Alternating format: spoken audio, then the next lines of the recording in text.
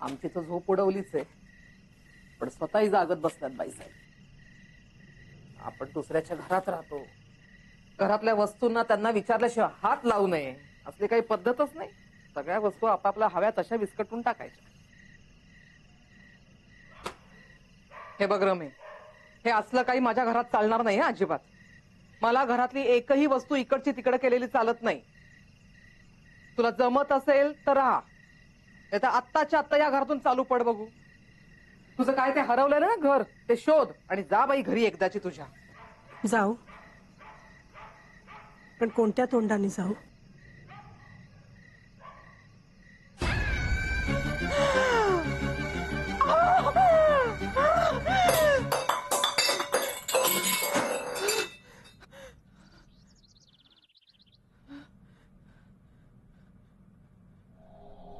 निरंजन, निरंजन, निरंजन,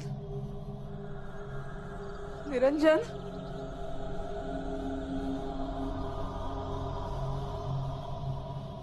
निरंजन,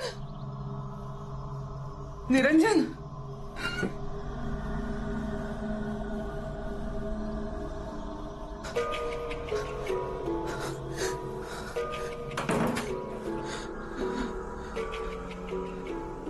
निरंजन,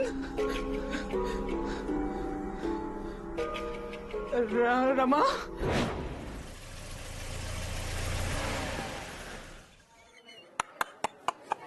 बर, फिल्मी, सगळंच फिल्मी आहे हो. मग सांगतो साहेब, माझ्या आयुष्यात, माझ्या लाईफ मध्ये ही केस अशी केस पहिल्यांदाच ऐकतोय. या गाजर का? नाही नको. हा ताई या गाजर का ना. नको. अहो गावची आहेत आमच्या. हो, गाजर खाल्ली ना की नजर कशी शार्प होते आणि सगळं कसं स्पष्ट दिसायला लागतं. Sorry sorry. तर तुम्ही म्हणालात की त्या जागेवर तुमचा वाडा होता जिथे यांची बिल्डिंग आहे आता. हो, तुम्ही तुमच्या घरी फोन केला तर तो रॉंग नंबर सांगतोय. ही पर्स आणि टेलिफोन डायरी व्यतिरिक्त तुमच्याकडे दुसरं काही नाही. आयडी नाही, नवऱ्याचा किंवा मुलांचा फोटोही नाहीये. मला एक सांगा, तुमचा नवरा कुठे नोकरी करतो? मुलांना कुठल्या शाळेत टाकलंय? म्हणजे नवऱ्याच्या कंपनीतला किंवा मुलांच्या शाळेतला फोन वगैरे असेलच ना तुमच्याकडे? नाही म्हणजे मला माहितीये कुठे जायचे, पण मला नंबर नाही माहिती हो तिथला. असं तुम्हाला ओळखणार कोणीतरी असेलच ना तिथे राहणार. ओळखीचं सगळंच अनोळखी झालंय हो. सगळंच फिल्मी आहे, सगळंच फिल्मी आहे. म्हणजे घ्या ना गाजर, खा ना, घ्या. अहो आमच्या गावच्या मळ्यातली आहेत ही गाजर. गावात. हा आई, तुमचं गाव कुठलं? म्हणजे माहेरचा कोणीतरी असेलच ना माणूस तुमच्या ओळखीचा. माहेर, पण आता तिथे कोणीच नाहीये. कोणीही नाही? अहो असं कसं होईल? माझी आई मी लहान असतानाच गेली हो. कॅन्सर होता तिला. आणि मग वडील गेले माझं लग्न झाल्यानंतर. मग भावंड असतील ना? एक भाऊ आहे, होता. तो 12 वर्षापूर्वीच पळून गेला. पळून गेला? साहेब, हे सगळंच फिल्मी आहे हो. हे भाऊ साहेब, मला आता तुम्हीच सांगा की अशा परिस्थितीत असं कसं शोधून काढणार यांचं घरदार किंवा फॅमिली? सांगा. हो, म्हणजे मलाही माहिती नाहीये म्हणून तर मी यांना तुमच्याकडे घेऊन आलोय. माझं त्यांना आता डोकंच काही चालेल ना. सारखं डोकं दुखत असतो. डॉक्टर म्हणे तुम्हाला अर्धशिशीचा त्रास आहे. आता बोला, तुम्हाला आहे का हो कुठली मेडिकल हिस्ट्री? म्हणजे लहानपणी डोक्यावर पडला, त्याची ट्रीटमेंट चालू आहे, किंवा आता कुठली डोक्याची ट्रीटमेंट वगैरे? काय म्हणायचंय तुम्हाला? मला वेड लागलंय? वेडी आहे मी? नाही नाही नाही ताई ताई, तसं नाही, तसं नाही साहेब. आता एन्क्वायरी करायच्या म्हटल्यावरती हे सगळं विचारावंच लागतं ना. आणि त्यात तुमची ही फिल्मी केस. बघा,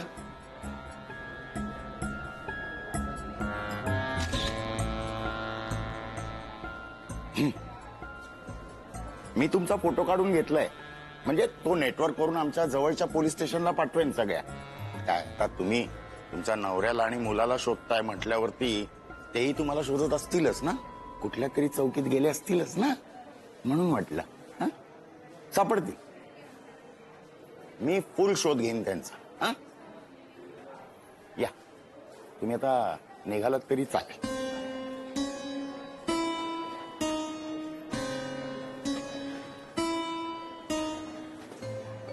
मॅडम, अहो ताई, काय झालं? जास्त टेन्शन घेऊ नका. अहो मी म्हटलं ना, मी शोधून काढेन त्यांना. या. कुठे निघू? कुठे जाऊ मी?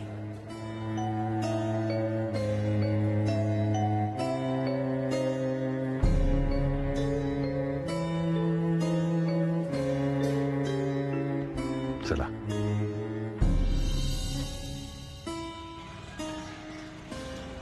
रुको रुको.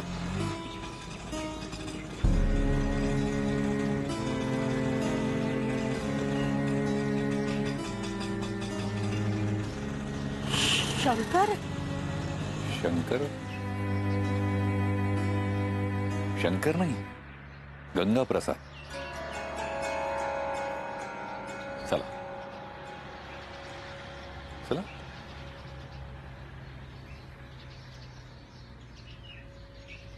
अर्धा किलो दे. अहो, आमच्या घराचं गेट बडवत होती ती. यांनी तर असा जोरात दम दिलाय ना की घाबरून पळूनच गेली म्हणे ती. हो ना, खरं तर मी सुद्धा आवाज ऐकला होता, पण मी आणि मोनू एकटेच असतो ना, म्हटलं नसत्या फंदात कशाला पडायचं उगाच. अहो, मी आणि निरंजन दोघच असतो घरात, पण आमच्या निरंजनला समाजसेवेची भारी हौस. आता गेलेत दोघ जण कुठेतरी बाहेर. काय हो, दिसायला तरी बरी आहे का ती? बरी कसली आलीये, मला तर वेडीच वाटली. तरी पण काळजी घ्या हो, निरंजनची आई. लाल माठ द्या.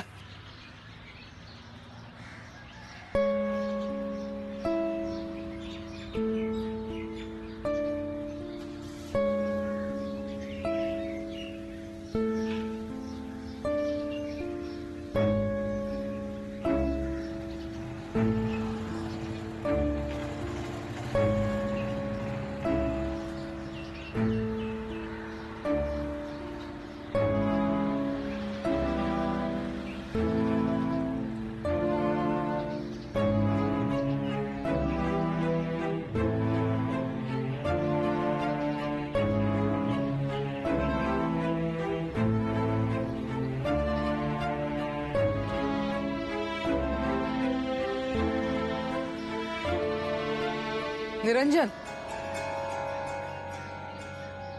कुठे गेलास न सांगता? हा, अगं तू गाढ झोपली होती साई. मग रमा मॅडमच म्हणाल्या की नको उगाच तुला त्रास द्यायला, म्हणून मग मी दोघं. जो व्हायचा तो त्रास झालाच मला. कुठे गेला होतात फिरायला? अगं फिरायला नाही, पोलीस स्टेशनला. पोलीस स्टेशनला? हा, म्हणजे पोलिसांना कळवायला हवं ना. सिद्धार्थ पण म्हणाला की तू एकदा जाऊन ये. मग सापडलं का घरीच? नाही, पण सगळा सगळा प्रकार सांगून आलोय. पोलीस म्हणालेत की काही तपास लागला तर कळवतो म्हणून. मग मग मग काय, म्हणजे पोलीस कळवेपर्यंत वाट बघावीच लागेल ना. मग तोपर्यंत कुठे वाट बघणारी ही? कुठे म्हणजे म्हणजे तोवर आपल्याकडेच राहू दे ना यांना. अरे पण हे बघ आई, तू तू काळजी करू नको. लवकरच तपास लागेल. मी आहे ना. तू कसला आहेस? आत्ता तासाभरात ऑफिसला निघून जाशील. नाही जाणार, नाही जाणार म्हणजे? कारण आज माझी सुट्टी आहे. आज मला सुट्टी आहे. रमा मॅडम, चला. आई, चल तू पण.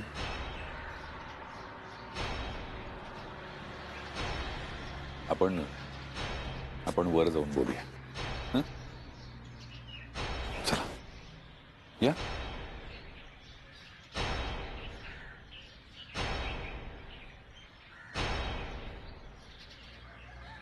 मंगलची जागा घेणारे असं दिसतंय. उशे, वाटेल ते बोलू नकोस ना.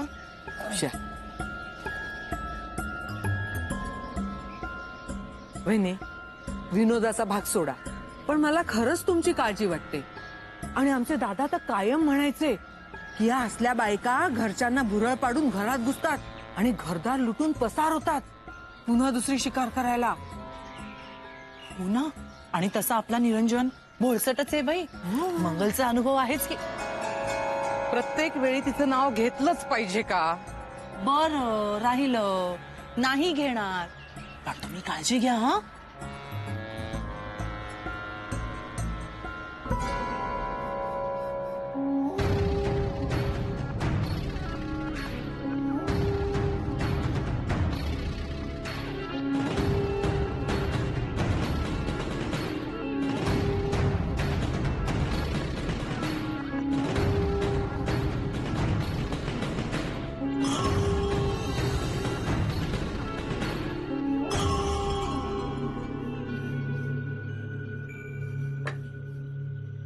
आई, असं चोरून नको बघूस. तुला माहिती आहे ना, मला नाही आवडत. सॉरी, मला माहित नव्हतं. अरे तुम्ही, मला वाटलं आई आलीये. या नाही, काही हवं होतं का? जे मला हवंय ते मिळेल असं वाटत तरी नाहीये. तुम्ही कायम असं गोड बोलता का? आणि तुम्ही नेहमी कपडे असेच कपाटात कोंबता का? अभयला सवय आहे, नेहमी कपडे असेच कपाटात कोंबतो. कमाल आहे नाही? घडी घालायला वेळ द्यावा लागतो, प्रेमानं मायेनं करावं लागतं. पण तीच घडी विस्कटायला एक क्षणही लागत नाही. एका क्षणात सूर्यापुढे अंधार साचतो, गढूळ होऊन जातं सारं. आपलं असणार सारं काही दिसेन असं होतं.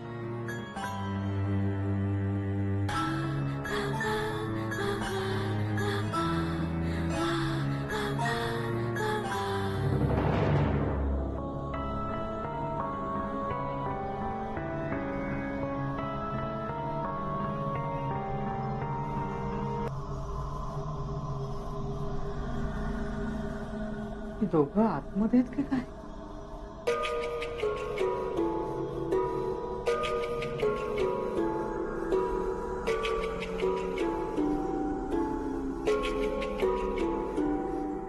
काय बोलतायत काहीच कळत नाहीये.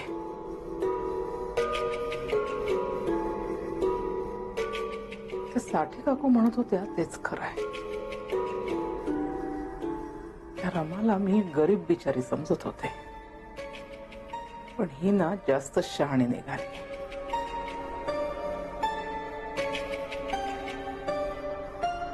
निरंजनशी बोलायलाच पाहिजे सगळं.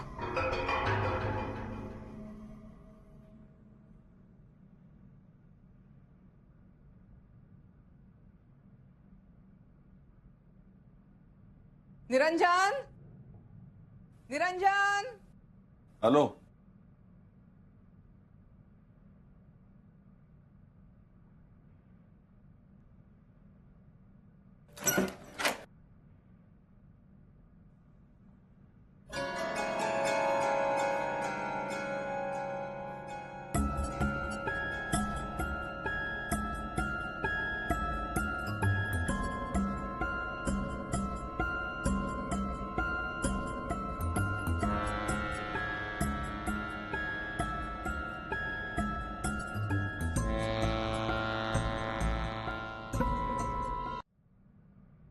काय गाई कशाला बोलवलंस?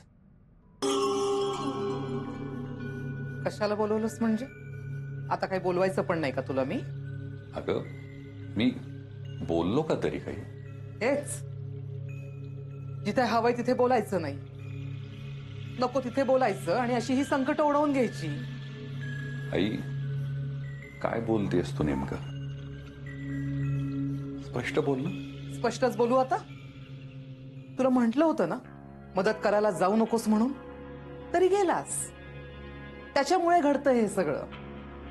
आत्ता आत्ता पोलिसांच्या एका भानगडीतून सुटलास आणि आता दुसऱ्या भानगडीत. हे बघ आई, मी कुठल्याही भानगडीत सापडलो नव्हतो. तेव्हा मंगल नको, नाव नको घेऊस तिचं. त्यावेळी म्हटलं होतं तिला या घरात आणू नकोस, तेव्हाही ऐकलं नाहीस आणि आताही नाहीच. नाव घेऊ नको म्हणतेस आणि स्वतः सगळं जुनं उकरून काढते. चुकलं, चुकलं माझं. जुनं नको ना, आता नव्यावर बोलू. पोलीस म्हटले होते आम्ही सगळं बघून घेतो, मग कशाला आणलं हिला घरात? आधीच मला ती नको होती आणि आता तर शेजारी पाजारी पण चर्चा करायला लागलेत. आई अगं, पोलीस तपास पूर्ण होईपर्यंत कुठे थांबणार होती ती? अरे कुठेही थांबली असती, पोलीस स्टेशन मध्ये थांबली असती, महिलाश्रमात गेली असती, नाही तर हिंडली असती रस्त्यावर. तुला काय घेणं देणं पडलंय तिचं? कोण लागते तुझी ती? बरोबर. इतरांशी देणं घेणं नसायलाच हवंय आपलं. नकोच विचार करायला पण इतरांचा. अगं तेच सांगतोय मी तुला की तूही नको विचार करू शेजाऱ्या बाजाऱ्यांचा. अगं माझा विचार कर ना. हे बघ, मला जे योग्य वाटते ते मी करतोय आणि तुला या सगळ्याचा त्रास होणार नाही याची मी पूर्ण खबरदारी घेईन. आतापर्यंत तुझाच विचार केलाय रे. आता जे काही थोडंफार आयुष्य उरलंय ना, ते सुद्धा तुझाच विचार करण्यात घालवते. जे तुला योग्य वाटतंय ना ते तू कर, पण मला काय वाटतंय याचा विचार मी मरेपर्यंत करू नकोस. आई अगं, मरणाबिरणाच्या गोष्टी नको करूच. जे तू करतोयस ते तुला योग्य वाटतंय ना, मग हे असं बोलणं मला योग्य वाटतंय. मी ते बोलणार. अगं आई,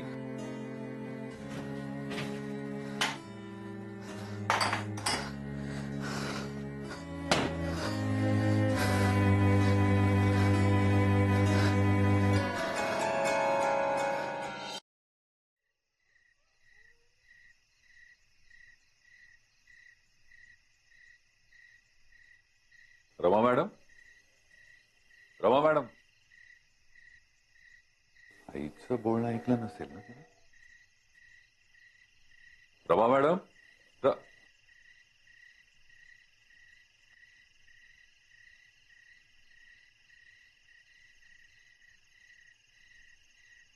तुम्ही इथे आहात? तुम्हाला वाटलं मी निघून गेले? नाही म्हणजे हो, खरं खरं वाटलं तसं. आईंचं बोलणं मी ऐकलं. बरोबर आहेत त्या.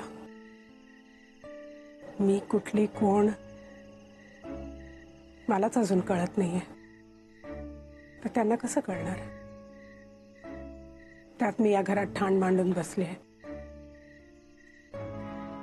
त्या जो विचार करतायत तो चुकीचा नाहीये.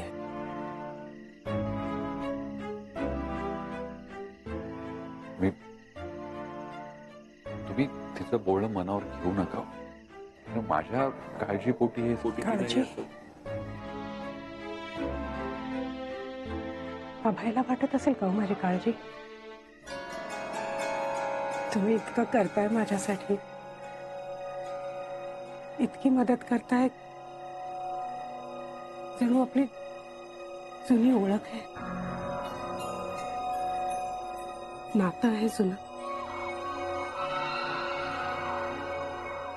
एका सख्या माणसाने सांभाळू नये इतकं मला सांभाळून घेत आहे. माझ्या घराचा शोध घेत आहे. तसा आबाही मला शोधत असेल का हो? हो, अर्थात ते इथेच कुठेतरी शोधत असणार तुम्हाला, मला खात्री आहे.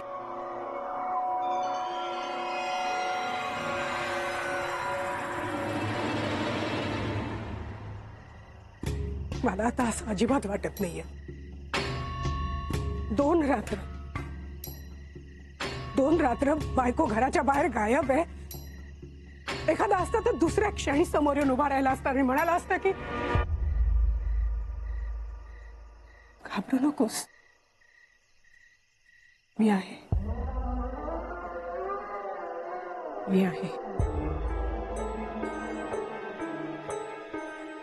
पण अभय कुठे आहे? दूर पर्यंत त्याची सावलीही नाही दिसत आहे मला. आणि एकतर ही गल्ली, ही जागा, हे जग माझ्या ओळखीचं असूनही अनोळखी आहे माझ्यासाठी. आणि लोकांनी गच्च भरलेल्या या शहरात एकटी पडली. तुमचं हे जे होतंय ते मी समजू शकतो. आपला साथीदार जेव्हा चालू असलेला डाव अर्धवट सोडून निघून जातो आणि उरलेला खेळ नुसता आपण बघत बसतो,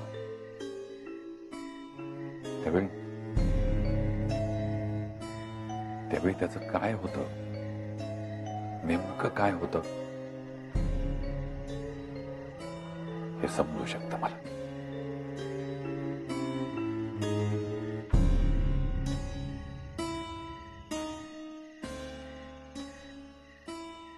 मला माफ करा. आपण जेव्हापासून भेटलोय तेव्हापासून माझ्याबद्दलच बोलते मी. तुमच्याबद्दल काहीच माहिती नाहीये मला. मी आतमध्ये एक फोटो पाहिला होता. मंगल हा? मंगल माझ्या बायकोचा फोटो आहे तो.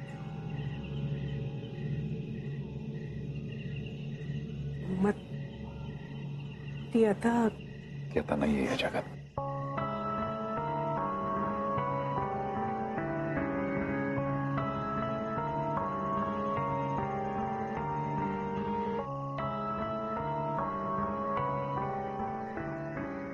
काही नियतीचा खेळ आहे. मी